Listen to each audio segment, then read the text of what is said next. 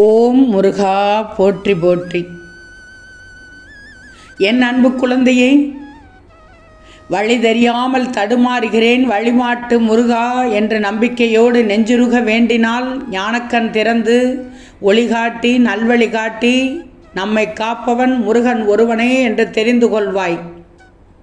பொறுமையாக இரு. இன்று இல்லாமல் இருக்கலாம், ஏன் நாளை கூட இல்லாமல் இருக்கலாம். ஆனால் ஒரு நாள் அனைத்தும் மாறும். நீ நினைத்தவாறே ஒரு நாள் அனைத்தும் மாறும். கவலைப்படாதே தங்கமி. திருச்செந்தூர் முருகன் உனக்கு நான் இருக்கிறேன். ஏன் பயப்படுகிறாய்? ஏன் கலங்குகிறாய்? நான் ஒருபோதும் கவலைப்பட்டு அழுது புலம்பு என்று கூறியதே இல்லை. நான் உன்னிடம் சொல்வதெல்லாம் என்னை நம்பு, பொறுமையாக இரு. உன்னோடு இந்த திருச்செந்தூர் முருகன் எப்போதும் இருக்கிறேன் என்பதுதான். ஏன் பயப்படுகிறாய்? யாம் இருக்க பயமேன் என்று அதனால் தான் சொல்கிறேன். கவலைப்படாதே தங்கமே. மனதில் இருக்கும் கஷ்டங்கள் அனைத்தும் கவலையை நீக்கிவிடும். பொறு, கொஞ்சம் பொறு. அதற்கான வழியை நான் காண்பிக்கிறேன். ஏன் கலக்கம் தங்கமே? நான் உன்னோடு தான் இருக்கிறேன். நான் உன்னை கைவிட்டு விடவில்லை. ஏன் பதறுகிறாய்? வாழ்க்கை முடிந்து போய்விடவில்லை. இப்போது நீ உற்சாகமாக ஆரம்பித்தாலும் உன்னால் அடுத்த கட்டத்தை எட்டி பிடித்து விட முடியும். கலங்கக்கூடாது. கந்தன் நான் எப்போதும் துணை இருப்பேன். என் பிள்ளைகள் அனைத்தும் அறிந்தவர்கள். இப்படி ஒவ்வொன்றிற்கும் மனம் தளர்வோடு இருக்கலாமா? நிச்சயமாக நான் உன்னை கரையேற்றுவேன் தங்கமே. கவலைப்படுவதால் எதையும் மாற்ற முடியாது. ஆனால் முருகன் மீது நம்பிக்கை வைப்பதன் மூலம் எதுவும் மாறலாம். திரும்பவும் சொல்கிறேன், முருகன் இருக்க பயமேன் என்று நினைத்துக்கோ. எதுவுமே சாத்தியம்தான். நான் இருக்கிறேன், நான் பார்த்து கொள்கிறேன் என்று சொல்வதற்கு ஒருத்தர் கூட இருக்கும் பட்சத்தில் எனக்கு ஒருவர் இருக்கிறார் அப்படி சொல்ல, அது என் அப்பா முருகன்தான் என்று நீ நம்பணும் தங்கமே. உனக்கானதை அனைத்தும் நான் நிறைவேற்றி தந்து விடுவேன். நீ என்னை எப்போது வேண்டுமானாலும் வழிபடலாம். எனக்கு கால நேரமெல்லாம் இல்லை. நீ என்னை அழைக்கும் போது நான் அங்கே இருப்பேன். உனக்கு பிடித்த மாதிரி பூஜை செய். உன் வேண்டுதலை நிச்சயமாக இந்த திருச்செந்தூர் முருகன் நிறைவேற்றுவேன் தங்கமே. நான் இப்போது சொல்வதை பொறுமையாக கேள், கவனமாக கேள். அதை நல்ல முறையில் எடுத்துக்கோ. உன்னை பற்றி யாருக்கும் விளக்கம் கொடுத்து கொண்டிருக்காதே. எவருடைய அங்கீகாரத்தையும் பெற வேண்டும் என்றோ எவரையும் திருப்திப்படுத்தி வாழ வேண்டும் என்றோ நீ பிறக்கவில்லை. வாழ்க்கையில் கடவுளின் திருப்தி கொண்டு மனச்சாட்சிக்கு விரோதமில்லாமல் நீ வாழ்வதாக இருந்தால் எதற்கும் எவருக்கும் நீ அஞ்சி நடுங்க தேவையே இல்லை. கஷ்டங்களும் அனுபவமும் உன்னை சூழும் போதுதான் வாழ்க்கை உனக்கு நல்ல பாடத்தையும் பாதையும் தெளிவாக காட்டும்.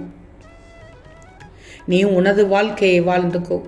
உனது மகிழ்ச்சியை நீயே உருவாக்கு. உன் வாழ்க்கையில் வரும் கஷ்டங்களை சிக்கல்களை கடக்கும்போது சிரித்து கொண்டே கடக்க முடிந்தால் உலகில் உன்னை விட வலிமையானவர்கள் யாருமே இல்லை. ஞாபகத்தில் வச்சுக்கோ. உன் நம்பிக்கையின் மீது உனக்கே சந்தேகம் வரக்கூடாது. முயற்சியை கைவிடாதே. உன்னால் முடிக்க முடியாத சவால்கள், ஜெயிக்க முடியாத சந்தர்ப்பங்கள் வரும்போதெல்லாம் உன் நம்பிக்கையின் மீது உனக்கே சந்தேகம் வந்துவிடும். உன் முயற்சியை மட்டும் கைவிட்டு விடாதே. குத்தும் ஊசியிடம் எல்லாம் நீ வாதாடி கொண்டிருந்தால் எப்படி?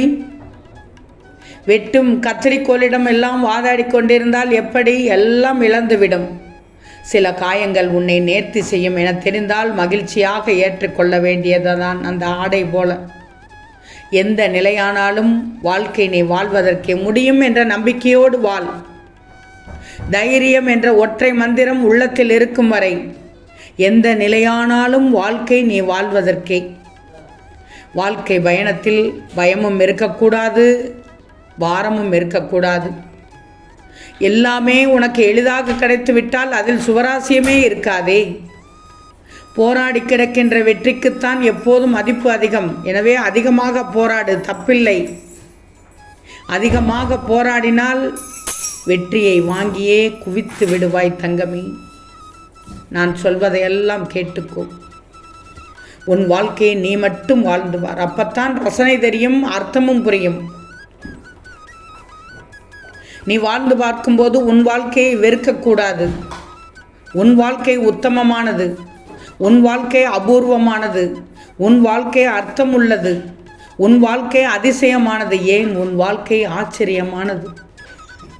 உன் வாழ்க்கை படம்தான் உன் வாழ்க்கை எப்படி அழகாக நகர்த்தி கொள்வது என்பதை காண்பித்து கொண்டே இருக்கும். உன் வாழ்க்கை பாடம் தனிதான், உன் வாழ்க்கையும் தனிதான். அதில் வலி, வேதனை, தேடல் அனைத்தும் இருக்கும். வாழ்க்கையில் பிறருக்கு எடுத்துக்காட்டாக நீ வாழ்ந்துவிடு தங்கமே. ஆனால் பிறர் உன் குறையை எடுத்துக்காட்டும் அளவுக்கு வாழ்ந்துவிடக்கூடாது.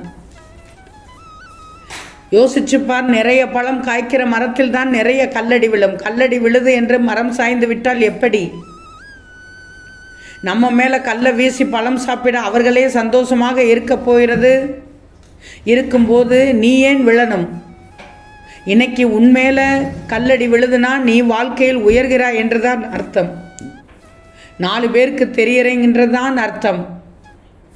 சொந்த உழைப்பில் நியாயத்தோடு வாழறப்ப நீ சந்தோஷப்படணுமே தவிர கவலைப்படலாமா? கவலைப்படக்கூடாது. கவலை என்ற கடலில் நீந்திக்கிட்டு இருக்காமல் கரையேற வழியை பார். ஏன்னா இந்த கவலை யாரையும் வாழவும் விடாது. திரும்பவும் சொல்கிறேன், கவலை யாரையும் வாழவும் விடாது, அடுத்த கட்டத்துக்கு நகரவும் விடாது. நான் சொல்வதை எல்லாம் கேட்டுக்கோ. நான் சொல்வதை எல்லாம் கேட்டால் உனக்கு வாழ்க்கையை எப்படி வாழ வேண்டும் என்பது புரிய வைத்துவிடும். கவலையே படாதே. உன்னை ஆட்டி படைத்த பிரச்சனை எல்லாம் ஆட்டம் கண்டு போய்விடும். நீ எதிர்பார்க்கும் பாசம் ஒரு இடத்தில் தடைபட்டால் அதனால் ஏற்படும் வலி அதிகமாகத்தான் இருக்கும். யோசித்துப்பார். பறவை எவ்வளவு தூரம்தான் பறந்தாலும் கூடு என்னவோ மரத்தில் தானே இருக்கும். அதுபோல்தான் வாழ்க்கையில் பணத்தினால் ஆணவம் கொண்டு தாண்டவம் ஆடினாலும் மரணம் வந்தால் மண்ணில்தான் என்பது அவர்களுக்கு தெரியவில்லை. மனசு சுத்தமாக இருக்கணும். தூய்மை இல்லை என்றால் பணமோ பலமோ பலன் தரவே தராது. மண்ணில் வாழத்தான் பணம் வேண்டும். மற்றவர்கள் மனதில் வாழ நல்ல குணம் இருந்தாலே போதும். தராசுகள் தரம் என்றாலும் தரமற்றவர்களின் கையில் உன் மதிப்பு கூடும் குறையும், ஏறும் இறங்கும். எனவே அடுத்தவரின் கணிப்பை கொண்டு கவலை கொள்ளாதே. சரி செய்து வாழ்வதை விட சரியான செயலை வாழ்வதுதான் சாலச் சிறந்தது. வாழ்க்கையின் சிறப்பே இதுதான் தங்கமே. கவலையே படாதே. உன் முருகன் உனக்கானதைத்தான் சொல்கிறேன். உன் நன்மைக்காகத்தான் சொல்கிறேன். நான் சொல்வதை அனைத்தையும் கேட்டால் என் பிள்ளையை எந்த அளவிற்கு உயரச் செய்வேன் என்பதை பொறுத்திருந்து பார், பொறுமையோடு பார், நம்பிக்கையோடு எதிர்பார். நல்லது நடக்கும். ஓம் முருகா போற்றி போற்றி.